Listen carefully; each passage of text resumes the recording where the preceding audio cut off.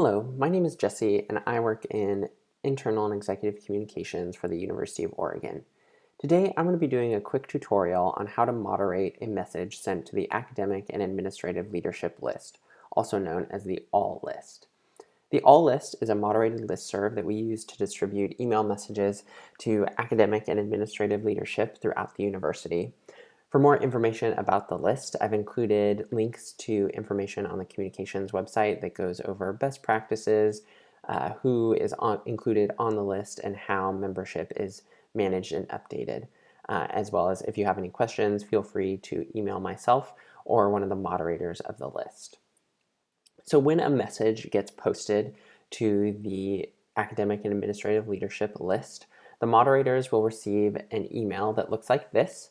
It includes some basic information. The subject line will include the email that the message is coming from, as well as you can see the subject line and a copy of the message itself attached to the email.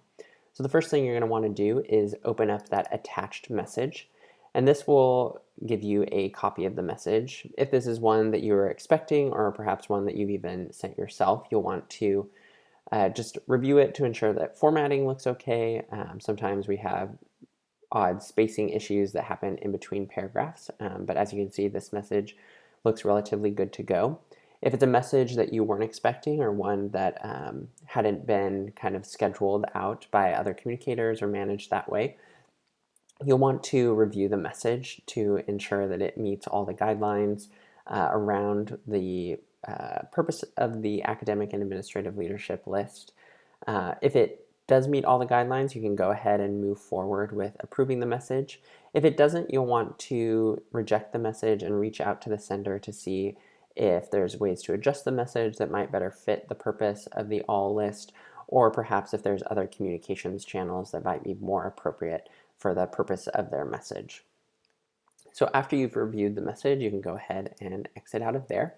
And you'll want to click this link, which will take you to the moderation page of the list itself. Today, I'm going to be using our test listserv to show how moderation works within the Mailman system. So that link will take you to a page that looks like this, where you can either defer, accept, reject, or discard the message. Typically, all you'll be using is either accept or reject. And so in this case, let's say that the message met all of our guidelines and was good to be sent to all the members of the list. You'll just want to click accept and then click the submit button. If you need to reject the message and it needs to be resent to the list, just select reject and click submit. And so once that is done, it will send the message to the list.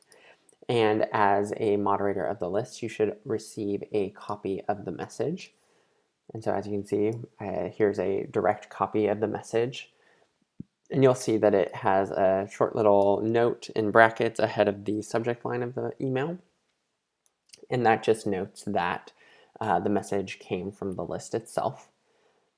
And so typically what you'll want to do once you receive the message is archive it in your own emails, just so you have a record of it. And you'll also want to save this as a PDF for archiving purposes.